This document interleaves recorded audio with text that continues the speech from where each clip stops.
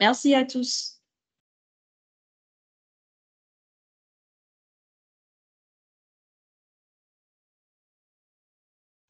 OK.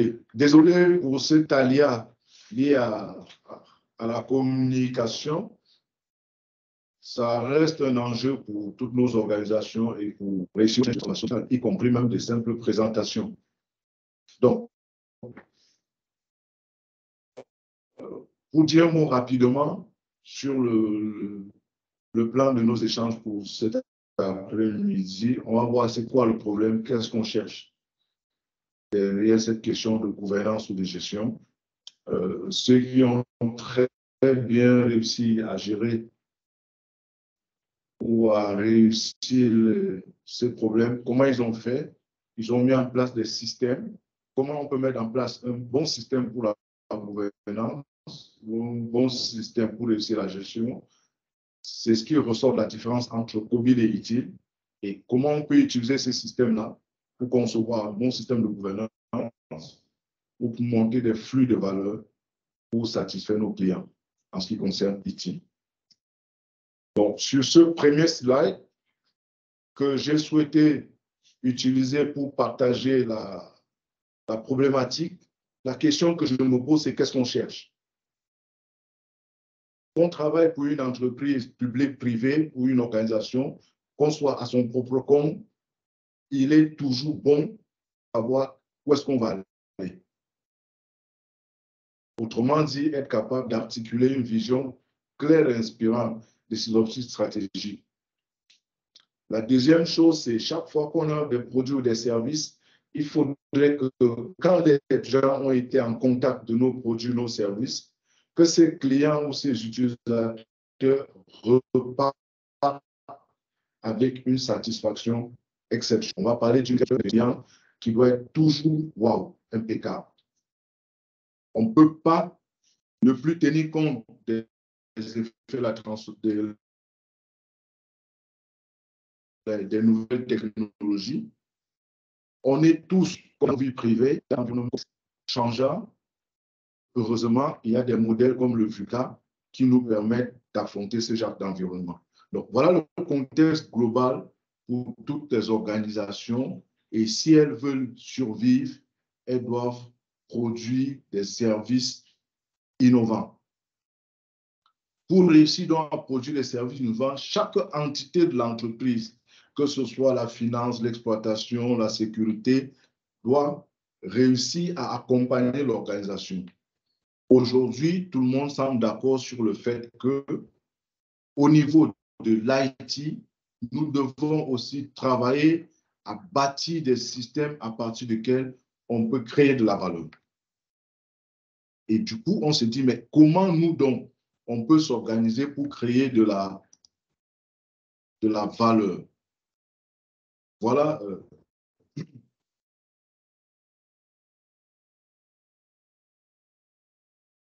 L'objectif clé.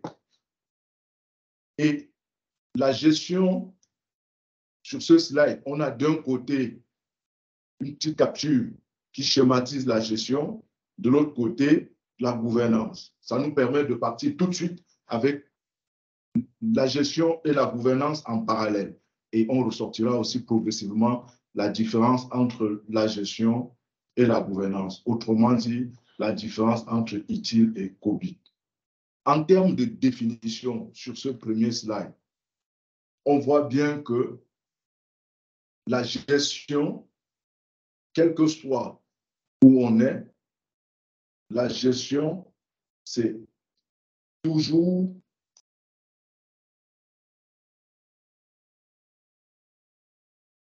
la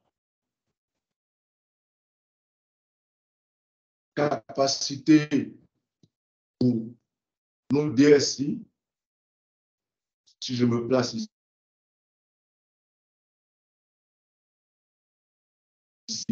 comme DSI,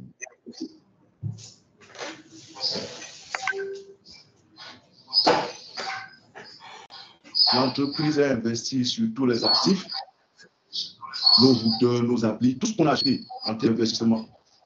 Comment on fait pour qu'on puisse s'appuyer sur tous ces actifs pour apporter de la valeur à notre organisation. Donc, voilà le challenge de la DSI, de toutes les DSI ou de ceux qui travaillent au sein des DSI, qui se résume dans la définition de gestion du service. Si on la prend de utile, par exemple, qui renvoie à la capacité à pouvoir gérer tous les actifs de manière à permettre la création de la valeur sous forme de service.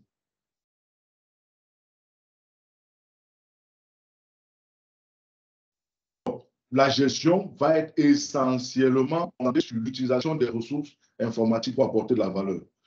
De l'autre côté, on constate que la gouvernance, elle aussi, s'appuie sur les mêmes actifs pour apporter de la valeur. Sans plus du souci d'apporter de la valeur, il faut que l'organisation fasse confiance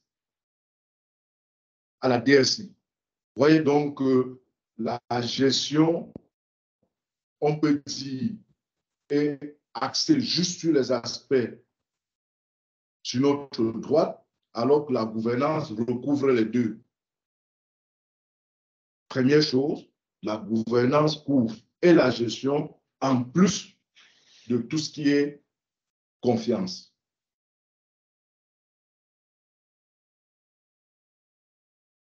Aujourd'hui, dans toutes les gestions modernes, le problème de base reste le même. Comment est-ce qu'on peut partir de des ressources pour apporter de la valeur? Si on apporte la valeur, l'entreprise va nous faire davantage confiance.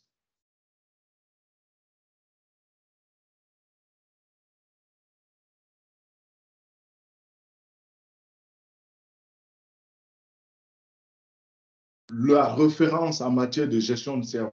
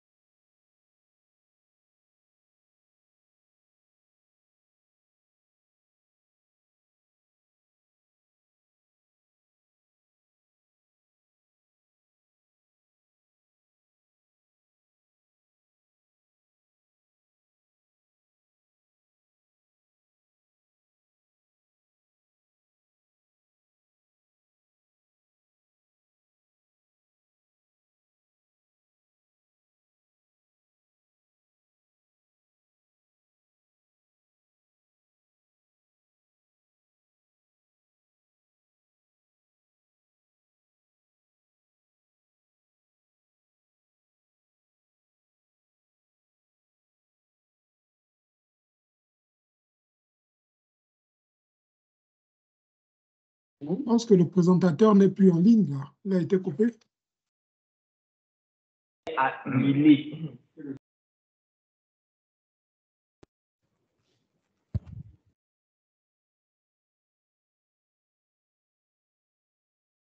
Probablement, il doit s'être déconnecté pour trouver une meilleure connexion. Donc, patientons un peu. Allô? Effectivement, il s'est déconnecté. Désolé. On a un petit souci technique qui va résoudre tout à l'heure et se reconnecter.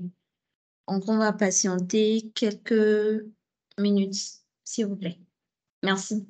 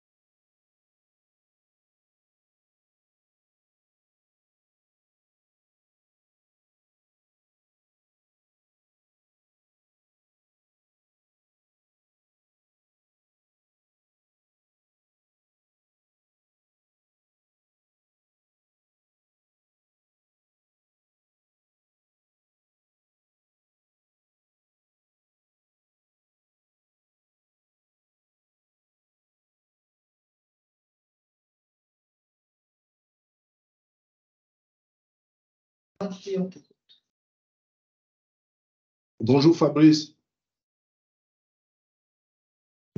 OK. Oui, allô, Michel. Je t'entends. Désolé pour le petit incident technique. On va continuer notre présentation.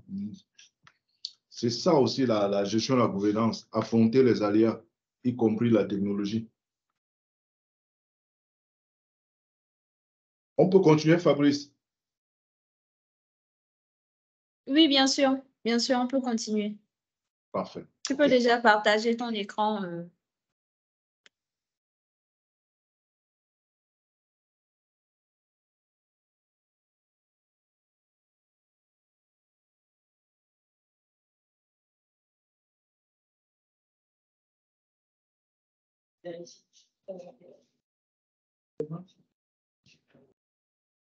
OK. Est-ce que tu as la présentation?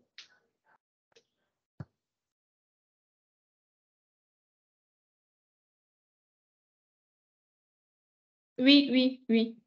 C'est bon pour moi. OK. On va continuer à partir de ce schéma qui nous montre sur notre gauche quels sont les éléments qu'on peut avoir dans un bon système de gouvernance et sur notre droite, qu'est-ce qu'on peut avoir dans un bon système de gestion. Vous voyez bien que les deux sont complémentaires. Et la question pour un DSI peut être de savoir, mais finalement, on va utiliser quoi? ITIL ou COBIT?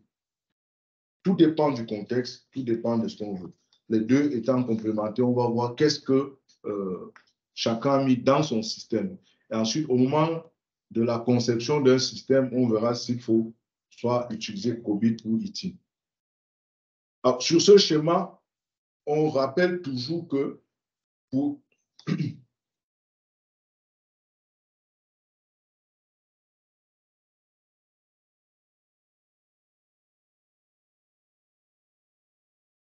pour la DSI, qu'on soit DSI ou juste un acteur ou un acteur de la DSI, on dirait encore un IT, notre souci, notre objectif clé reste comment faire pour apporter de la valeur à l'organisation en facilitant les résultats que le business souhaite obtenir, de manière à ce que l'entreprise nous fasse confiance. Le système basé sur COBIT pour avoir une bonne gouvernance ressort les éléments qu'on aura dans un bon système. On voit bien que COBIT préconise des principes, ITIL aussi préconise des principes. En d'autres termes, on choisira, selon notre contexte, les principes appropriés qui nous viennent des 6 principes d'un bon système de gouvernance ou des 7 principes d'un bon système de gestion qui cadrent ou encadrent le mieux ce qu'on veut faire et notre contexte. Idéalement, on ne va pas sélectionner 7 principes, mais on partira sur 2 ou 3 principes. C'est comme dans la vraie vie. On va avoir une bonne hygiène de vie, on adopte dans un premier temps 1 ou 2 principes.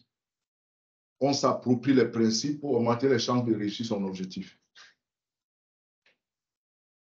Le deuxième élément, c'est les composants.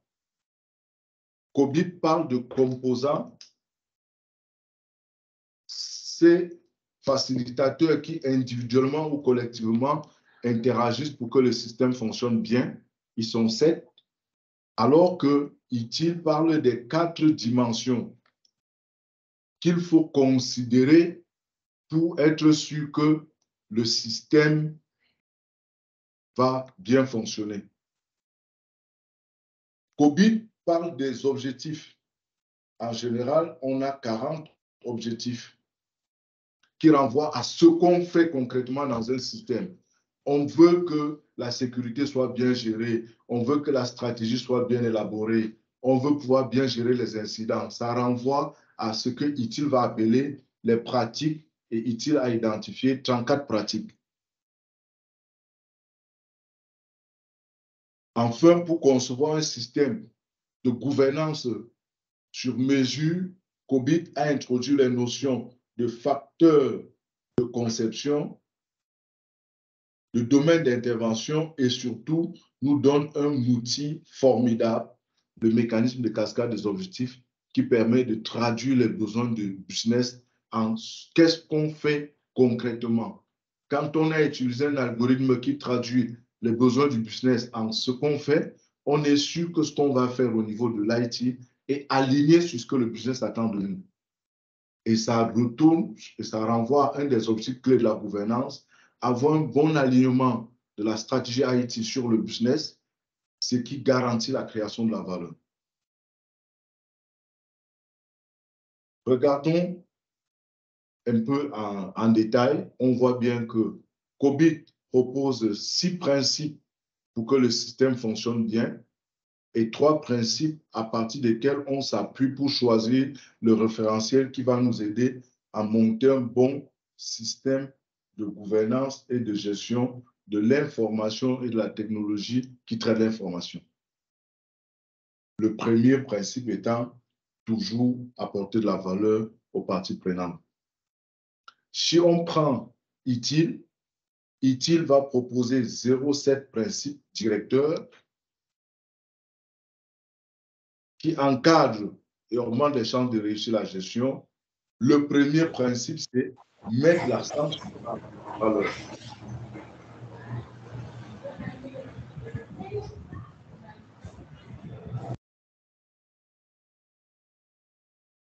Donc, ces 2 slides ressortent un peu au niveau des principes. Qu'est-ce que COBIT propose comme principe? Qu'est-ce que ITIL propose comme principe? Alors, cet autre slide nous montre qu'est-ce que COBIT propose comme 0,7 composants et qu'est-ce que ITIL propose comme 0,4 dimensions. Les composants renvoient aux éléments qui doivent interagir collectivement ou individuellement pour que le système de gouvernance fonctionne bien, alors que les 4 dimensions renvoient à tous les aspects qu'il faut considérer pour que le système fonctionne bien. Je pense que je peux prendre un exemple plutôt pratique. Comment est-ce qu'on peut interpréter les composants d'un système de gouvernance à la lumière de ce qui est fait au sein d'une DSI? Si on prend un exemple, par exemple, si la question ou encore la problématique est de bien gérer les incidents de sécurité, les composants de COBIT nous rappellent qu'il faut connaître le process, step by step, comment gérer un incident de sécurité, qu'il faut connaître les personnes avec les rôles, les responsabilités, le leadership bien définis pour pouvoir gérer les incidents de sécurité. Ça renvoie aux composants socio-organisationnels. Qu'il faut connaître quelle information on a besoin pour traiter les incidents de sécurité. Il faut connaître les personnes au sein de notre organisation avec les compétences et les connaissances dont ils ont besoin pour traiter les incidents de sécurité. Il faut avoir un certain nombre de principes et de procédures. Il faut une certaine culture pour réussir la gestion des incidents de sécurité. Et comme un tailleur, il a besoin d'être habillé pour coudre les habits aux autres, on peut aussi avoir besoin d'outils et d'applications pour gérer les incidents de sécurité. Je parcours donc les 7 composants qui sont des éléments qui individuellement ou collectivement doivent contribuer à ce que les incidents de sécurité soient bien gérés. De l'autre côté, si on prend une lecture purement utile, on ferait attention d'abord à la dimension organisation et personnes qui renvoie elle aussi à la définition des rôles et responsabilités du leadership, de la structure et des personnes qui sont censées porter les incidents de sécurité. L'information et la technologie dont on a besoin, le flux de valeur et le processus, et surtout les partenaires et les fournisseurs qui peuvent nous aider dans la gestion des incidents de sécurité. Donc, vous voyez donc que COBIT propose les composants, ITIL propose les 4 dimensions. Ils sont similaires et complémentaires. Si on regarde un autre aspect, on voit bien que COBIT propose 40 objectifs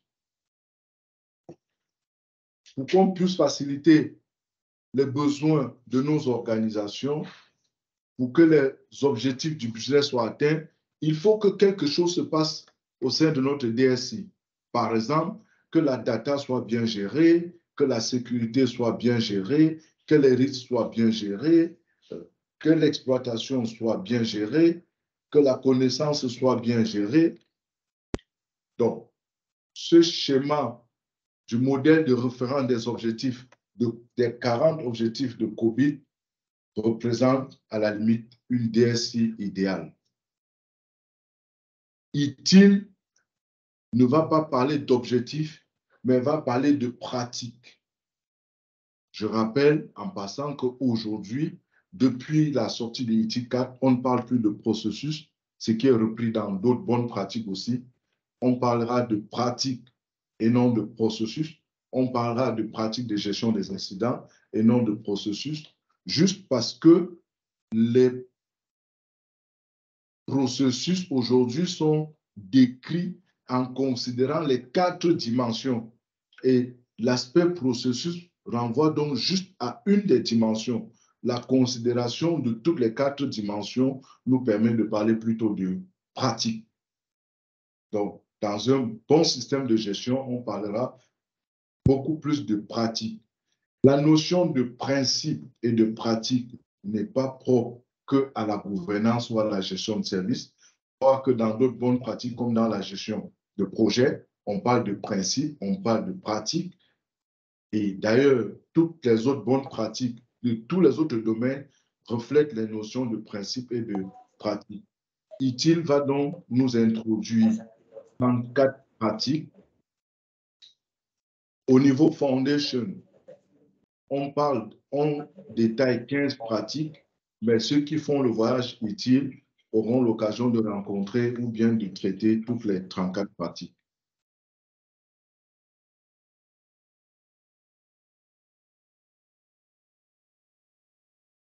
Alors, comment on va donc concevoir, comment on va utiliser un système, les éléments d'un système de gouvernance pour construire un système de gouvernance sur mesure, ou encore comment est-ce qu'on va monter un bon système de valeur de service.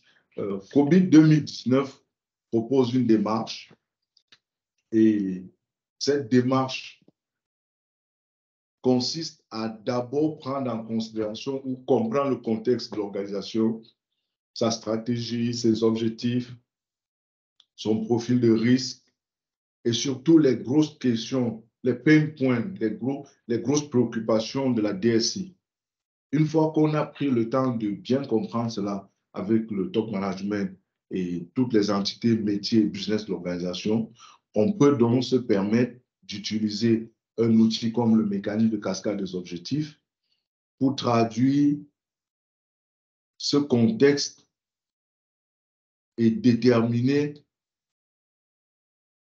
le système initial et donc les composants, le sous-ensemble des 40 composants adaptés au contexte de l'organisation. Une fois qu'on a identifié le système initial, on pourrait éventuellement utiliser les autres facteurs de conception. Aujourd'hui, ils sont 11. On utilise juste les 4 premiers au début de l'élaboration d'un système de gouvernance sur mesure. Après, on peut utiliser les autres pour affiner.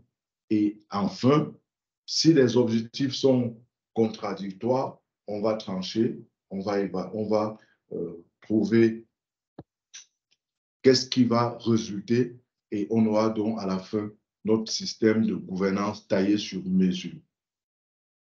Dans la pratique, une fois qu'on a retrouvé les peut-être 10 objectifs pertinents par rapport au contexte de l'organisation, chaque objectif va être décrit en utilisant les 0,7 dimensions. Voilà la mécanique à partir de laquelle on conçoit des systèmes de gouvernance.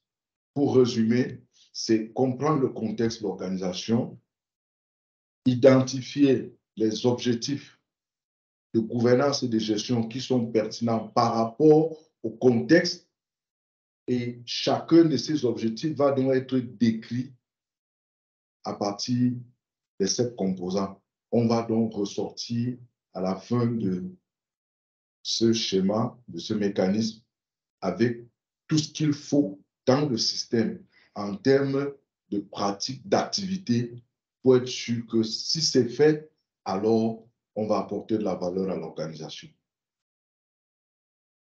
En matière de gestion aujourd'hui, et si on part sur utile, tout ce qu'on va rechercher derrière, c'est pour nos organisations et donc pour nos clients, comment est-ce qu'on conçoit une expérience client exceptionnelle.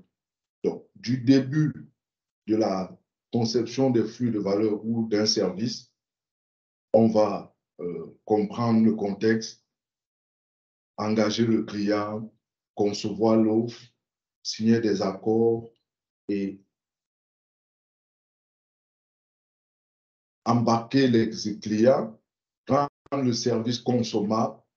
Une fois que le service ou le produit sera consommé, on va créer de la valeur et on va de manière ultime réaliser le bénéfice. Parce que comme en gestion de projet, on n'est plus préoccupé que par le livrable, mais on cherche à être sûr que ce livrable permet à l'organisation de générer le bénéfice. Et pour le faire, ITIL propose plutôt une démarche axée sur la chaîne de valeur des services.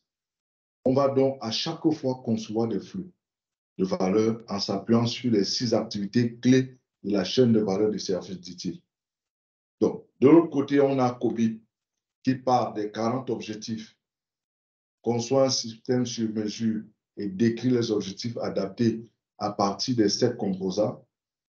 ITIL, lui, il va partir sur la conception des flux de valeur et définir pour chaque activité de la chaîne de valeur qu'est-ce qu'il faut faire pour apporter de la valeur. Voilà ce qu'on peut dire de façon sommaire de la conception d'un bon système de gouvernance ou de la conception d'un bon flux pour qu'on ait un système de gestion qui fonctionne bien. En matière de gestion de performance, COBIT a gardé le modèle de gestion de performance tiré du CMMI, qui est un des produits qui était leader sur la mesure de la performance et qui a été racheté par ISACA il y a 1 an, qui définit les niveaux de capacité, alors que ITIL, dans une de ses pratiques, et plus précisément la gestion de la capacité de la performance, nous détaille le processus de gestion de performance. Donc, voilà un peu quelques éléments que j'ai préparés pour cet exposé, je reviens sur ce slide qui résume d'un côté un bon système de gouvernance et de l'autre côté un bon système de gestion, avec qu'est-ce qu'on a dans un bon système de gouvernance, qu'est-ce qu'on a dans un bon système de gestion et l'analogie qu'on peut avoir entre les éléments dans un bon système de gouvernance, les éléments dans un bon système de gestion. Merci pour tous nos participants. Encore une fois, toutes nos excuses pour l'interruption liée à la technologie. Je repasse la parole à notre organisatrice, si jamais elle a noté quelques questions ou si certains participants souhaitent poser des préoccupations. Merci pour votre attention.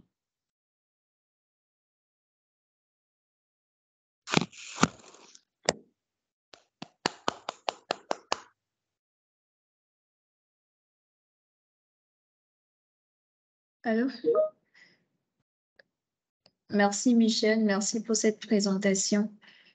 Merci à tous pour l'intérêt porté à ce webinaire. Nous sommes arrivés au moment des questions-réponses. Si vous avez des questions, vous pouvez lever la main, ouvrir votre micro et la poser.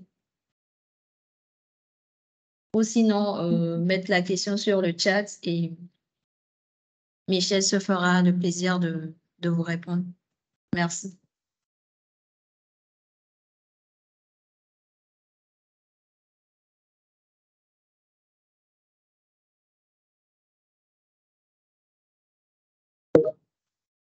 On a déjà une main levée. Vous pouvez ouvrir votre micro et poser votre question.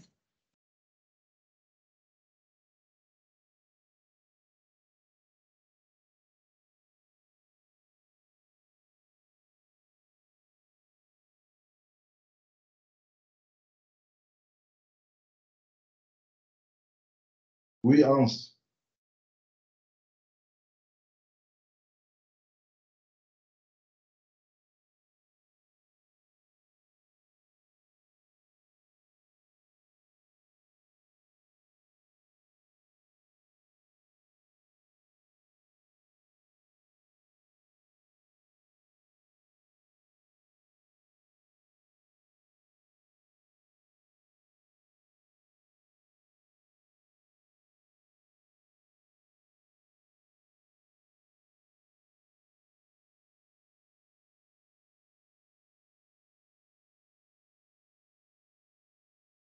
Non, on va faire comment?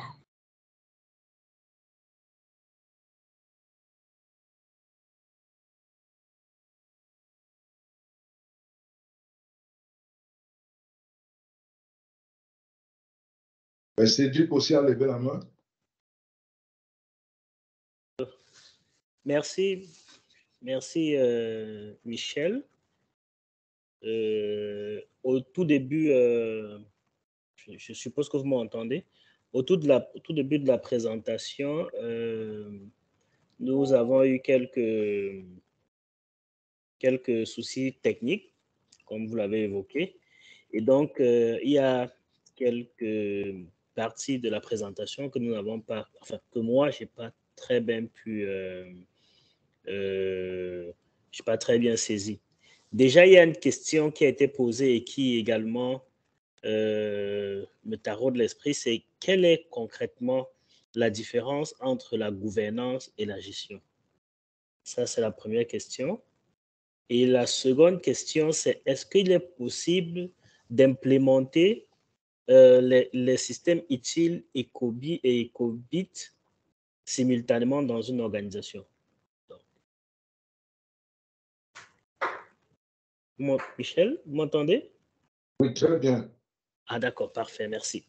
Donc, ce sont mes deux préoccupations, s'il vous plaît.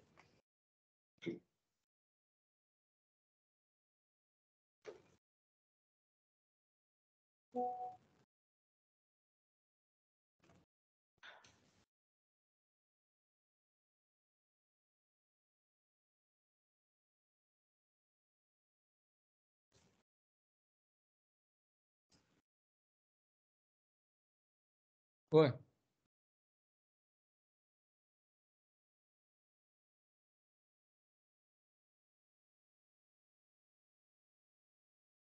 Allô?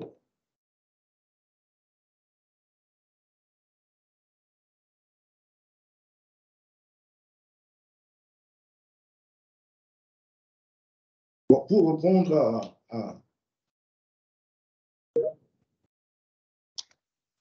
à la première question, j'ai partagé un slide. Est-ce que c'est visible, Fabrice? Oui, c'est bon. Monsieur Ah. Cédric, vous voyez l'écran de Michel, c'est bon? Bien, très bien. Très bien, Voilà. Fabrice. Super. Super. Donc, je préfère partir de ce schéma qui est tiré de COVID-5, donc la version qui était juste avant la 2019 en ce moment. Et ce schéma a été repris dans COVID 2019. Je pense que c'est l'un des schémas qui résume le mieux la différence entre la gouvernance et la gestion. Ce schéma nous montre que la DSI cherche à créer de la valeur. Donc, le problème de fond reste le même, que ce soit vu sur une perspective gouvernance ou gestion. Mais au fond, qui fait quoi? Comment est-ce que chacun contribue à la création de la valeur? Ce schéma montre que la gouvernance se charge essentiellement d'abord d'aller chercher et comprendre les besoins du business. Où est-ce qu'on va aller? Qu'est-ce que la direction commerciale veut faire? Qu'est-ce que les RH veulent faire? Qu'est-ce que la documentation? Chaque entité métier exprime ses besoins. Une fois qu'on a bien compris les besoins et évalué, parce que souvent ils peuvent être contradictoires, l'instance de gouvernance donne la direction. C'est entre guillemets ce qu'on peut appeler le schéma directeur. Et la direction est donnée à l'équipe de management qui travaille un cran en dessous de l'instance de gouvernance. L'équipe de management va donc se charger de tout ce qui est alignement stratégique, planification, organisation, bâtir, acquérir, implémenter, délivrer, servir, soutenir et tout ce qui est amélioration continue. Et tout ce travail donne en même temps un feedback à l'instance de gouvernance qui monitore, surveille ce feedback en même temps qu'ils écoutent les nouveaux attentes du besoin. Si ça a changé, ils ajustent la direction. Voilà en même temps la mécanique qu'il y a entre la gouvernance et le management, et il ressort aussi la différence entre la gouvernance et la gestion. Ça a été très bien clarifié depuis COVID 2005 et aujourd'hui, il n'y a pas de confusion. Ce sont des pratiques différentes, c'est exercé par des personnes différentes, ce sont des objectifs bien différents. Même si au sein d'une DSI, on peut se retrouver avec une seule personne, il faut pouvoir à un moment donné mettre la casquette de la gouvernance et faire ce qu'il faut, et remettre sa casquette du manager et faire ce qu'il faut faire. Sinon, on terminera par être déséquilibré. Dès que la gestion de la gouvernance est déséquilibrée, on commence à altérer la valeur. Donc, voilà ce qui concerne la différence entre la gouvernance et la gestion. Vous voyez bien que les schémas après ressortent clairement la différence entre la gouvernance et la gestion. Parlant de l'implémentation, vous voyez qu'on peut mettre sur pied un bon système de gouvernance, on peut mettre sur pied un bon système de gestion. C'est comme au football. Une équipe peut partir sur 2-3 systèmes, mais au bout, c'est qu'est-ce qu'on veut faire? Le 11 entrant doit savoir qu'est-ce qu'il doit faire, même si les pratiques sont tirées de plusieurs systèmes.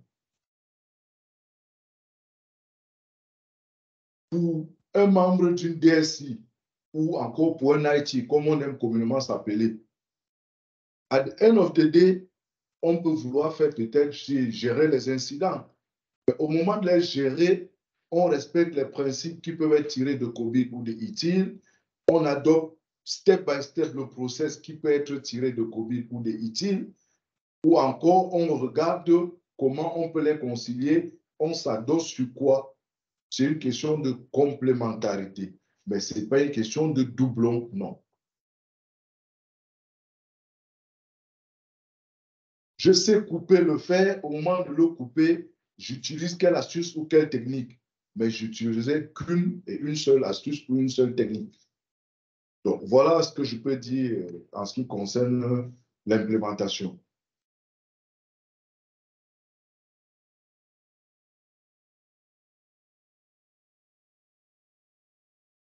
Merci, Michel. C'est assez clair.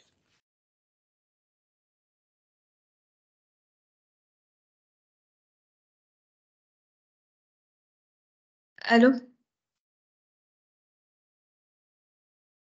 Oui, Fabrice, s'il y a encore des questions, on peut répondre. Oui. Je lis, enfin, toute la phrase.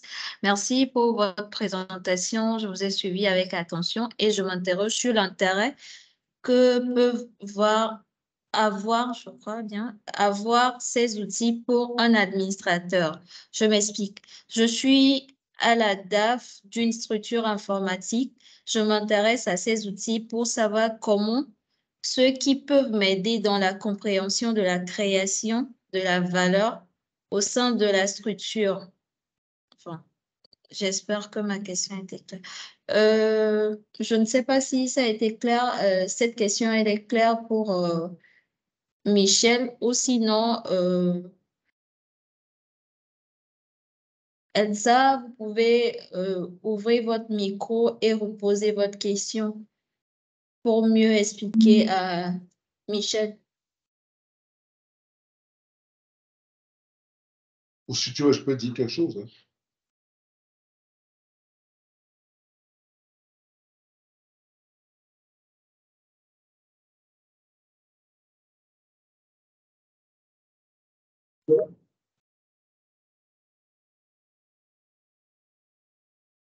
Ah, d'accord. Michel, je vais relire et alors Elsa dit, je suis à la DAF d'une structure informatique.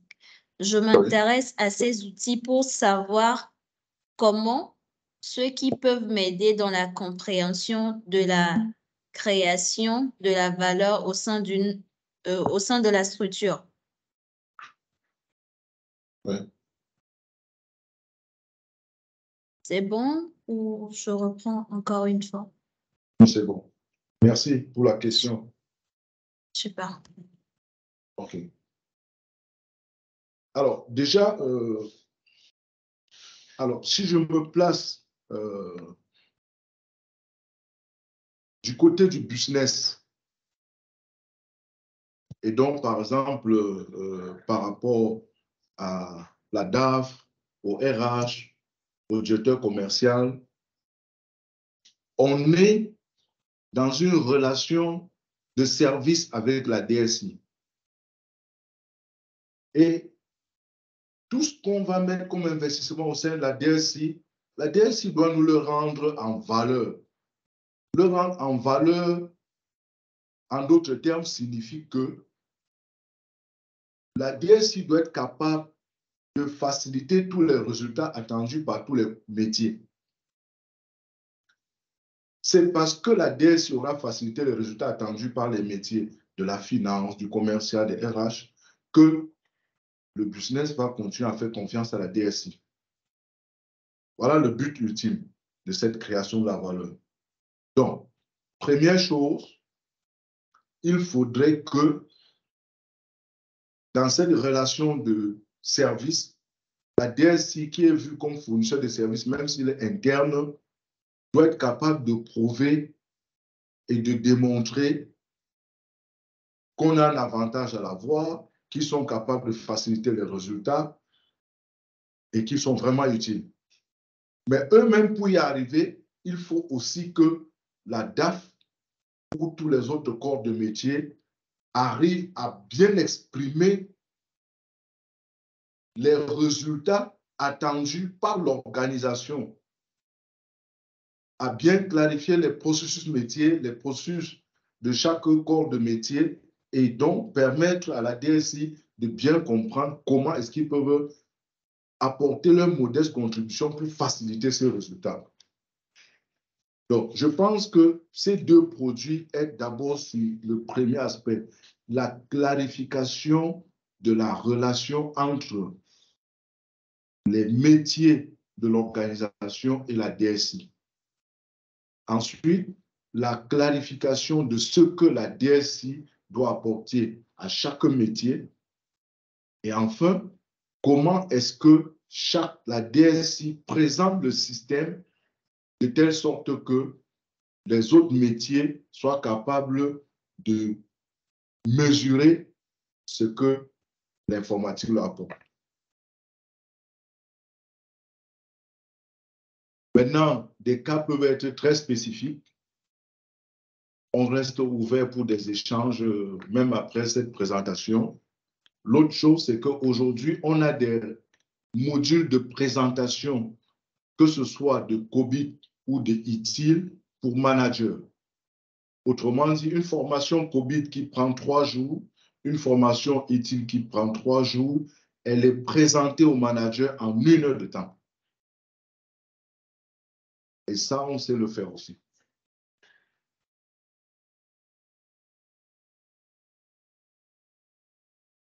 Bien évidemment, ST Digital peut accompagner le management dans ce genre de démarche. Parce que, surtout dans les cas où la DSI est sous la DAF, il faudrait que la DAF soit équipée d'un minimum technique pour pouvoir challenger la DSI.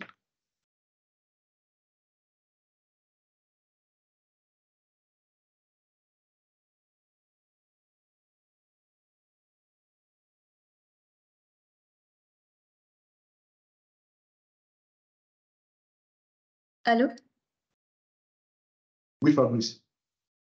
J'espère avoir apporté de réponse. Bon, je crois qu'elle s'attend entendu et oui, oui. Notre participant a sa réponse. Il est satisfait de ta réponse. Merci. Je vais répondre, avant de continuer, je vais répondre à une question sur le chat. Comment ST Digital peut-il accompagner quelqu'un qui souhaite effectuer une certification en ITIL ou COBIT? Alors, pour les mois de juin, juillet, août, nous organisons quelques formations. J'ai mis sur le chat le lien de notre page événements. Vous trouverez toutes les formations qui sont déjà programmées, y compris ITIL et COBIT. Vous avez le lien sur le chat et vous pouvez nous contacter pour avoir plus d'informations sur ces formations qui sont certifiantes. Pour ajouter, ST Digital peut également vous accompagner dans l'implémentation de ces référentiels. Alors, n'hésitez surtout pas à nous contacter sur info@st.digital pour avoir plus d'informations. Merci. Je crois qu'il y avait une main levée. Non, ou s'il n'y a pas d'autres questions. Y a-t-il d'autres questions?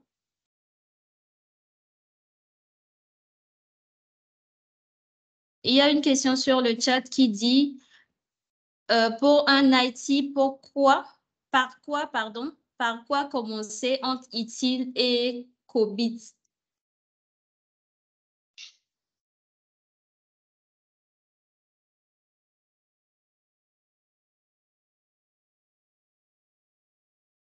Allô, Okay. Michel? Oui, je t'écoute. Bon, je pense que quand on est débutant dans le métier, il vaut mieux commencer par la gestion. Plus on va gravir les échelles, on sera plus candidat à la gouvernance.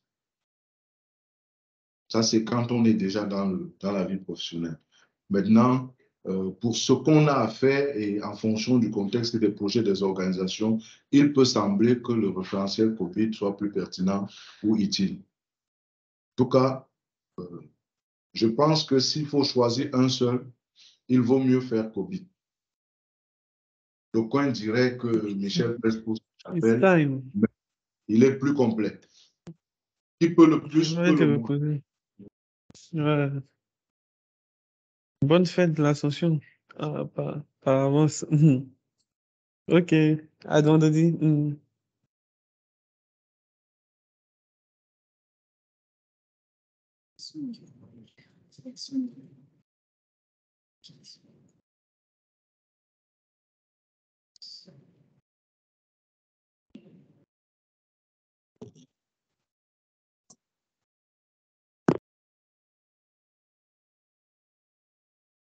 Allô? Oui, alors Michel, tu peux y aller.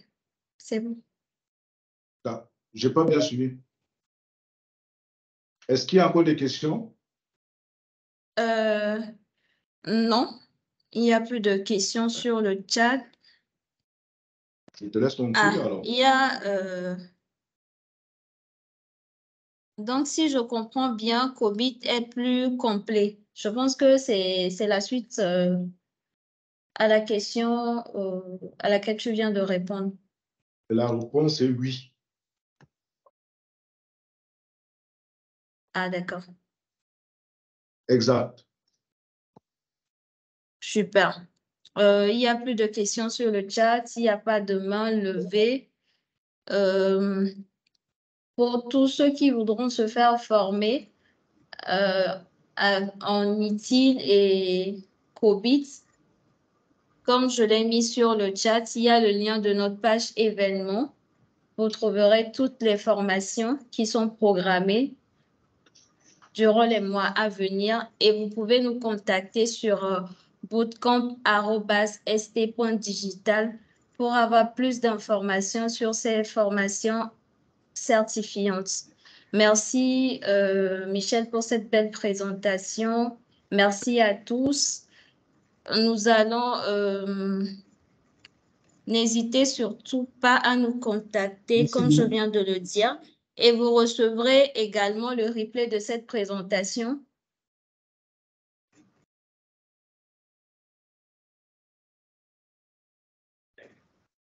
Ok, merci pour cette présentation. Ça a été vraiment enrichissant. Oui, vous recevrez le replay de cette présentation. Merci à tous et bonne fin de journée. Merci Michel. Merci beaucoup. Et bonne fête de l'Ascension à tous ceux qui sont chrétiens. Merci. Bonne journée.